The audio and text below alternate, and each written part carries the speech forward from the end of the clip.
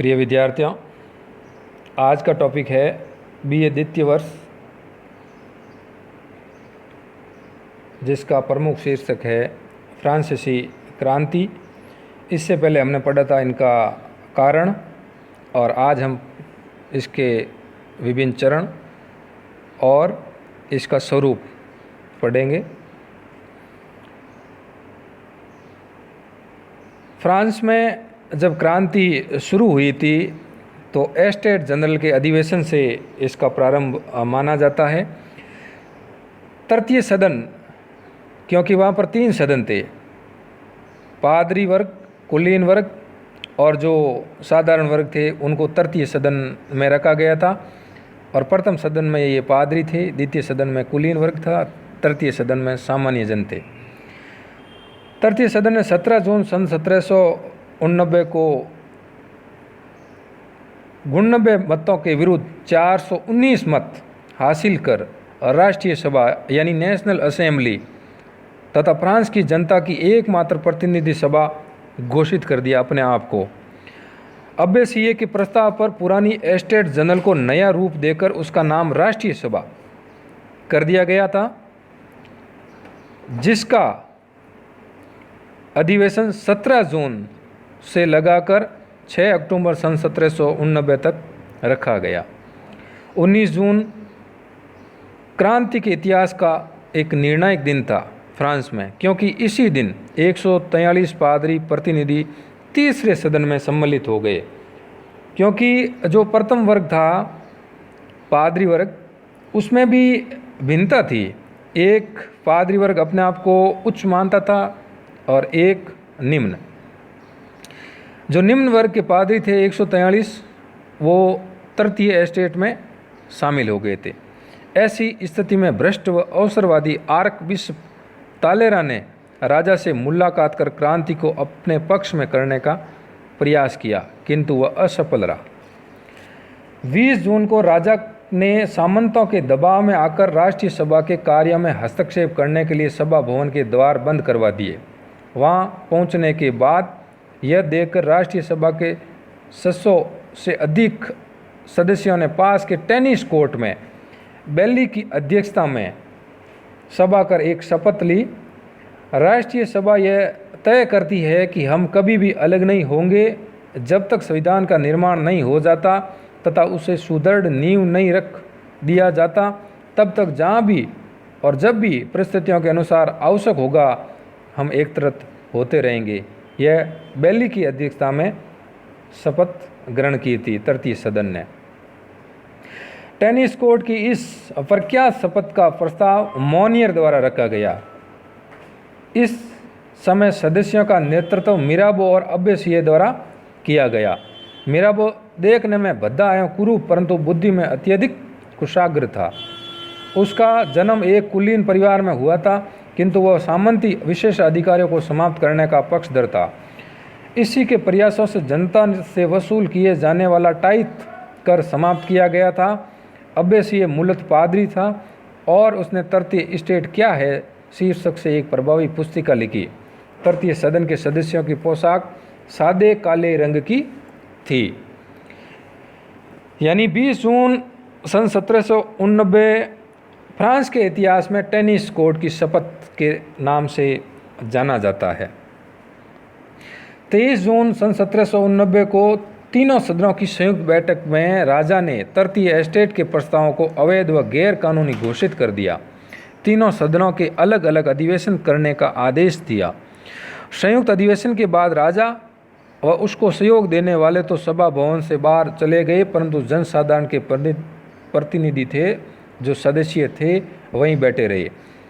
इस समय उन्हें बाहर निकालने गए सिपाहियों व राजा के प्रतिनिधि डे ब्रेजे के सामने मिराबो ने गरजते हुए कहा, हम यहाँ जनता की इच्छा से उपस्थित हुए हैं।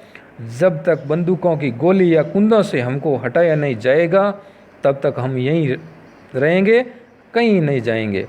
मिराबो की घोषणा जब राजा के पास पहुंचाई गई तो राजा ने कहा, अगर वे बैठना चाहते हैं तो उन्हें बैठने रहने दो। 2 दिन बाद बहुत से पादरी और कुलीन वर्ग भी राष्ट्रीय सभा में सम्मिलित हो गए। अंत में मजबूरन होकर राजा ने 27 जून को तीनों सदनों को एक साथ बैठने की अनुमति दे दी, यानी बराबर का दर्जा दे दिया गया। इस प्रकार राष्ट्रीय सभा को वैधानिक मान्यता मिल गई। 9 जुलाई सन 1789 को राष्ट्रीय सभा ने अपने आप को संविधान सभा घोषित कर दिया। सभी सुधार प्रयासों के विफलता के बाद राजा द्वारा नेकर को पुनः फ्रांस का वित्त मंत्री नियुक्त किया गया था, किंतु 11 जुलाई सन 1789 को उसे पद से हटा दिया गया और उसे देश छोड़ने का आदेश दिया गया, यानी निष्कासित कर दिया गया। इस आदेश से पेरिस की जनता काफ़ी क्रोधित हुई, जगह जगह दंगे प्रारंभ हो गए। ऐसी स्थिति में कामिले देमुल नामक समाचार पत्र द्वारा जो ये भड़काने के जो भी हथकंडे थे, 14 जुलाई सन 17 के दिन जब लोग हथियारों की तलाश में इधर उधर घूम रहे थे, तब किसी ने बास्तिल के दुर्ग में हथियार होने की अफवाह फैला दी। इस प्रकार भीड़ ने फ्रांस के इस किले, जिसमें ये जेल बना दिया गया था, उसमें घुसकर कैदियों को रिहा कर महल को तहस नहस कर दिया। यानी 14 जुलाई सन 1789 फ्रांस में क्रांति का दिन माना जाता है। उसको फ्रांस का राष्ट्रीय दिवस भी कह सकते हैं, क्योंकि उस दिन बास्तिल दुर्ग का, जिसको जेल बनाया गया था, उसका पतन कर दिया गया। उनके सिरों को बरसियों की नोक पर लटका दिया गया। उसमें सैनिक मारे गए थे। इस बास्तिल दुर्ग में सिर्फ 7 कैदी मौजूद थे जिनको आज़ाद करा लिया गया। जब वर्साय में इस घटना के बारे में लुई 16वें ने सुना तो उसने पूछा कि तो यह विद्रोह है क्या? तो उसके दबाव में डेलेंक्यू ने कहा, नहीं महोदय, यह क्रांति है। 14 जुलाई सन 1789 को बास्तिल की पतन की घटना से फ्रांस की क्रांति का आरंभ माना जाता है। बास्तिल के पतन के बाद क्रांति का वास्तविक केंद्रीय जो एक स्थान था वो हटकर, यानी वो वर्साय से हटकर पेरिस चला गया। बेली को फ्रांस की क्रांति, जिसमें पेरिस की अंतरिम नगरपालिका का मेयर नियुक्त किया गया, नागरिक सेना का नाम देकर राष्ट्रीय रक्षक दल कर दिया गया। लाफायत को उसका कमांडर नियुक्त किया गया। इस प्रकार 27 अगस्त सन 1789 को राष्ट्रीय सभा या संविधान सभा ने मानव अधिकारों की घोषणा की, जिसमें 17 धाराएं थी। सभा में इसका प्रारूप अमेरिकी क्रांति में भाग लेने वाले लाफायत ने अमेरिका से प्रेरणा प्राप्त कर प्रस्तुत किया था। यह घोषणा फ्रांस के इतिहास में वही महत्व रखती है जो इंग्लैंड में मैग्ना कार्टा, अमेरिका में स्वतंत्रता की घोषणा रखती है। एक्टन के अनुसार, लॉर्ड एक्टन का एक प्रसिद्ध कथन है और वो इस प्रकार है, कागज़ का यह टुकड़ा यानी मानवाधिकारों का घोषणा पत्र फ्रांस में नेपोलियन के युद्धों से भी ज़्यादा प्रभावशाली सिद्ध हुआ। इस प्रकार मानवाधिकार की व्यवस्था सबसे पहले वर्जीनिया, जो अमेरिका में स्थित है, वहाँ पर प्रथम अधिकार पत्र सन 1618 में देखने को मिलती है। इस दौर में पेरिस में 2 अफवाहों ने माहौल में काफ़ी तनाव पैदा कर दिया। पहली यह कि पेरिस के लोगों को दमन करने के लिए राजा ने संपूर्ण देश की सेना बुला ली और पेरिस के लोगों को भूखों मरने के लिए देश भर पर अनाज खरीदकर लोगों ने गोदाम भर लिए। दूसरी अफवाह यह थी, रात्रि भोज के समय शाही सैनिकों द्वारा राष्ट्रीय तिरंगे झंडे को, जो फ्रांस का एक झंडा था, उसको पैरों तले कुचल दिया गया, जिसके विरोध में लगभग 10,000 महिलाएं पेरिस से वर्साया के लिए पलायन कर गई। किसी प्रकार की गड़बड़ को रोकने के लिए राष्ट्रीय रक्षा दल के सैनिकों के साथ लाफायत भी वर्साया के लिए रवाना हुआ। बाद में इन महिलाओं ने राजा को वर्साया से पेरिस आने के लिए बाध्य किया। राजा के पेरिस आने के बाद एक व्यंग्यकार ने वर्साय के महल पर एक सूचना लटका दी, वर्साय का महल किराए के लिए खाली है। इस प्रकार राष्ट्रीय संविधान सभा ने जनता की सार्वभौमिक सत्ता, सामाजिक समानता, मानव अधिकारों की घोषणा, सामंतवाद का अंत आदि द्वारा क्रांति के सिद्धांतों की स्थापना की, तथापि वह स्थायी रूप से संविधान लागू कराने में असफल रही। अब है राजा का पलायन। 20 जून सन 1791 की रात को राजा ने एक भयंकर भूल करते हुए स्वयं एक दास के वेश में तथा रानी ने एक रूसी महिला के रूप में फ्रांस से पलायन करने की कोशिश की, यानी भागने की कोशिश की। सीमावर्ती ग्राम वरेन में सीमा पार करते समय उसे पहचान लिया गया और वापस पेरिस लाया गया। राजा को पेरिस के तुइलरी के महल में रखा गया। 30 सितंबर सन 1791 को संविधान सभा को यह कहते हुए विसर्जित कर दिया गया कि उसका कार्य अब पूरा हो चुका है। मगर इस समय उसने एक गलती रॉबस्पियर के प्रस्ताव पर इस घोषणा द्वारा कर दी कि सभा का कोई भी सदस्य व्यवस्थापिका या मंत्री परिषद का सदस्य नहीं हो सकेगा। इस प्रकार संविधान ऐसे लोगों को सौंप दिया जिसका उसके निर्माण में कोई योगदान नहीं था। अब है फ्रांस में नई विधानसभा। नई विधानसभा का पहला सत्र संविधान सभा के विसर्जन के एक दिन बाद 1 अक्टूबर सन 1791 को आरंभ हुआ। इसमें सबसे उग्र गणतंत्रवादी थे, जिन्हें जैकोबिन्स कहा जाता था। जैकोबिन सभा में बाईं ओर बैठने के कारण वामपंथी तथा संविधान सभा द्वारा दाईं ओर बैठने के कारण दक्षिणपंथी कहलाए। इस प्रकार राजा को पदच्युत करने के बाद फ्रांस के नेताओं के सामने सबसे बड़ी चुनौती थी पेरिस की तरफ बढ़ती ऑस्ट्रिया और प्रसा की संयुक्त सेनाओं को रोकने की। बाहरी शत्रुओं का निश्चित होना 2 से 6 सितंबर तक राजतंत्रवादियों का कत्लेआम मचाया गया, जिसे सितंबर हत्याकांड के नाम से जाना जाता है। प्रारंभिक पराजयों के बाद 20 सितंबर सन 1792 को ऐतिहासिक वापी के युद्ध में फ्रांस ने गौरव पाया और प्रसा के ऊपर नैतिक विजय हासिल की। इस प्रकार 21 जनवरी सन 1793 को प्रातःकाल राजा का वध कर दिया गया। लुई 16वें का देश के शुभ चिंतक सम्राट के चेहरे पर मृत्यु के समय कोई सिक्कन नहीं आई। उसने राजोचित सास के साथ गिलोटिन पर चढ़ते हुए कहा, मेरा खून फ्रांस की समृद्धि का कारण बने, राष्ट्र चिरंजीवी हो। विदेशियों में रूस की साम्राज्ञी कैथरीन द्वितीय ने यद्यपि लुई की मृत्यु का शोक तो मनाया, पर उनके विरोधियों के लिए युद्ध को घोषित नहीं किया। लुई की हत्या से यूरोप के राजतंत्र शुभ थे। ऐसे में क्रांतिकारियों की घोषणाओं में आग में घी का काम किया। इन घोषणाओं में उनके द्वारा फ्रांस के बाहर भी क्रांति के विचारों का प्रचार करने की बात कही गई। इस प्रकार राष्ट्रीय सम्मेलन ने 1 फरवरी सन 1793 को इंग्लैंड के विरुद्ध युद्ध की घोषणा कर दी। इस प्रकार शत्रुओं के साथ संघर्ष के प्रारंभिक 6 माह में फ्रांस को सर्वत्र पराजय का सामना करना पड़ा और इसमें कई विद्वानों क्रांतिकारियों का साथ था। इसी बीच एक आंतक का राज्य स्थापित किया था, वो था मार्च सन 1793 से जुलाई सन 1794 तक। जैकोबिनों ने रॉबस्पियर के नेतृत्व में पहली सत्ता स्थापित की।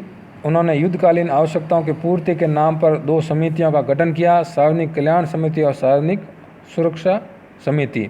12 सदस्यीय सार्वजनिक सुरक्षा समिति ने फ्रांस की राज्य व्यवस्था को शक्ति पर आधारित आंतक के राज्य में बदल दिया।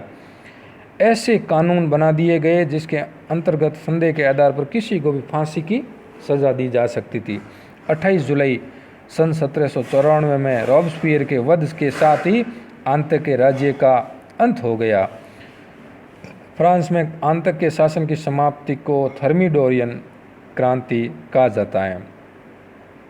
13 जुलाई सन 1793 को एक युवती ने सितंबर हत्याकांड के सूत्रधार मारा को चाकू के वार से मार डाला, जिसके बाद कम्यून कर उसे कई अधिक रक्त पिपासु हत्यारे एबरहर्ट का आधिपत्य हो गया।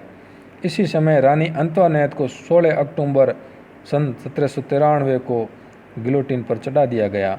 6 नवंबर को मैडम रोला का वध कर दिया गया।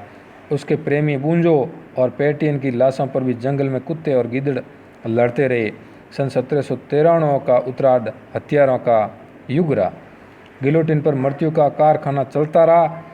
ये गिलोटिन एक ऐसा यंत्र था जिसमें क्रांतिकारियों द्वारा आम जन की जो उनके क्रांति के खिलाफ थे उनकी हत्या की जाती थी। जैसे आरी से काटा जाता था, एक पट्टे पे सुलाया जाता था और धीरे धीरे उस आरे की ओर ले जाया जाता था उस व्यक्ति को और उसका सर काट दिया जाता था। और जैसे ही सर कटता तो उसका जो सर था वो लुढ़कते हुए 100 मीटर तक एक खड्डे में जा गिरता था। गिलोटिन पर मृत्यु का कार्यक्रम चलता रहा तो उस युग के महान दार्शनिक एवं गणतंत्र के सिद्धांतों के प्रतिभाशाली प्रतिपादक कॉन्डेर्से को आत्महत्या करनी पड़ी। जब सुंदर शालीन और प्रतिभाशाली मैडम रोला को गिलोटिन पर चढ़ाया गया तो कहा जाता है, उसने कहा, मैडम रोला का एक प्रसिद्ध कथन है, ओहो स्वतंत्रता, तुम्हारे नाम पर कितने अपराध किए जाते हैं। यानी ये सभी पहले क्रांतिकारी थे, लेकिन जो इससे शक्तिशाली क्रांतिकारी थे उन्होंने इनका वध कर दिया। क्रांति के हिंसात्मक पक्ष ने कई समर्थकों को क्रांति का विरोधी बना दिया। फ्रांसीसी क्रांति के विरोध में पहली आवाज़ इंग्लैंड के विक दल के राजनेता और विचारक एडमंड बर्क ने उठाई। क्रांति के 2 वर्षों के भीतर ही उसने फ्रांसीसी क्रांति पर कुछ विचार, reflection on the revolution in France, ये उनका पत्र है नामक पुस्तक लिखकर क्रांतिकारी प्रवृत्तियों की भर्त्सना और परंपरा की प्रशंसा की। इंग्लैंड के प्रधानमंत्री विलियम पिट पहले क्रांति से सहानुभूति रखता था, लेकिन बाद में उसने क्रांति की आलोचना प्रारंभ कर दी। सम्मेलन में समय को 26 अक्टूबर सन 1795 को भंग कर दिया गया। सम्मेलन के 3 साल के शासन में गृह युद्ध को कुचल दिया गया। कार्नो के नेतृत्व में यूरोपीय शक्तियों के संयुक्त आक्रमणों को ध्वस्त कर विजय प्राप्त की। उसने फ्रांस में दशमलव प्रणाली लागू की। कन्वेंशन ने 1795 में नया संविधान बनाया, जिसमें शासन शक्ति 5 व्यक्तियों की समिति, जिसको हम डायरेक्टरी कहते हैं, उनके हाथों में सौंप दी। अब है डायरेक्टरी यानी संचालक मंडल। फ्रांस में 27 अक्टूबर सन 1795 से 10 नवंबर सन 1799 तक संचालन मंडल यानी डायरेक्टरी का शासन रहा। इसके 5 संचालकों में लॉ, रवेलियर, लेपो, रिउबाल, सिएज, ल तुर्न्योर और बरास शामिल थे। सिएज द्वारा संचालक मंडल की सदस्यता इनकार कर देने से कार्नो को स्थान मिला। 4 साल का संचालन मंडल का शासन भ्रष्टाचार, अनैतिकता का शासन था। इसका अधिकांश समय विदेशी सेनाओं के साथ युद्ध में बीता। डायरेक्टरी के अकुशल शासनकाल में हुए विद्रोह में सबसे प्रसिद्ध था सन 1795 से 96 का पैंथियन विद्रोह। अक्टूबर सन 1795 में गठित राजनीतिक क्लब पैंथियन सोसाइटी ने FN वेब्यूक के नेतृत्व में ट्रिब्यून नामक समाचार पत्र निकालकर कट्टर विचारों का प्रचार किया। इस संगठन का उद्देश्य फ्रांस को पूंजीवादी मध्यम वर्गीय राजनीति से छुटकारा दिलाना और मजदूर वर्ग के आंदोलन को सशक्त बनाना था। इस उद्देश्य की पूर्ति के लिए सशस्त्र विद्रोह हेतु संगठन द्वारा भारी मात्रा में हथियार भी जुटा लिए गए, किंतु गुप्तचर विभाग द्वारा समय पर षड्यंत्र का पता लगा लेने से विद्रोहियों को गिरफ्तार कर लिया गया। विद्रोहियों के प्रमुख नेता वेब्यूक को मृत्युदंड दे दिया गया। डायरेक्टरी शासन द्वारा वेब्यूक का वध किया गया, किंतु वेब्यूकवाद जीवित रहा। इटली के कार्बोनी आंदोलन पर वेब्यूकवाद का प्रभाव रहा। आधुनिक साम्यवाद ने भी उनसे प्रेरणा हासिल की। संचालक मंडल के सामने सबसे प्रमुख समस्या थी युद्ध को जारी रखने की। यद्यपि पर्सा, स्पेन, हॉलैंड ने सम्मेलन के साथ संधि कर युद्ध बंद कर दिया, तथापि इंग्लैंड, ऑस्ट्रिया, पिएडमॉन्ट, जर्मनी के कई छोटे राज्य अभी भी फ्रांस के साथ युद्धरत थे। संचालक मंडल ने जर्मन भाग पर आक्रमण कर कार्यभार जोंदा और मोरू को दे दिया गया और इटली पर आक्रमण का नेतृत्व नेपोलियन बोनापार्ट को सौंपा गया।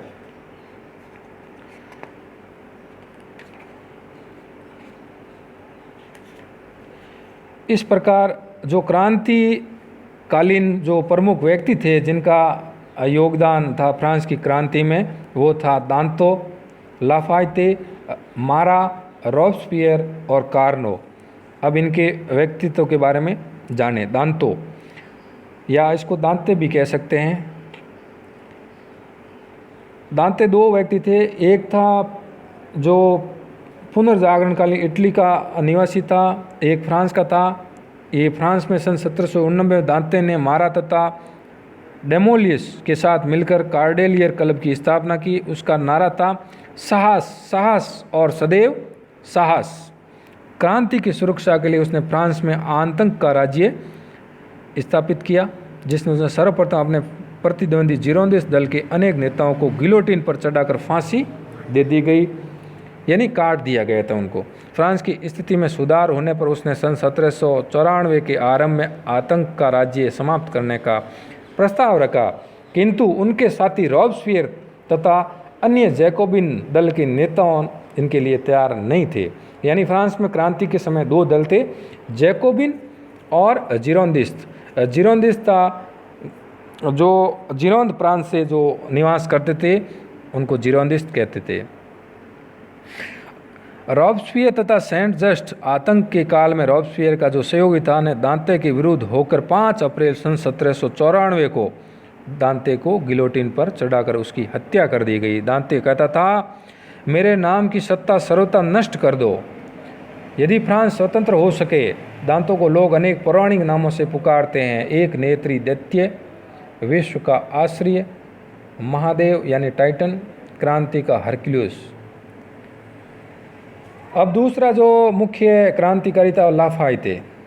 स्वतंत्रता, समानता और बंधुत्व का घोर समर्थक होने के कारण वह अमेरिकी स्वतंत्रता संग्राम में भाग लेने के लिए गया था। लाफाइते अमेरिका में भी गया था, यानी इस व्यक्ति ने 2 क्रांतियों में भाग लिया, जहां उसकी सहायता से जॉर्ज वॉशिंगटन ने सन 1781 में अंग्रेज सेनापति लॉर्ड कॉर्नवालिस की सेना को हराया था।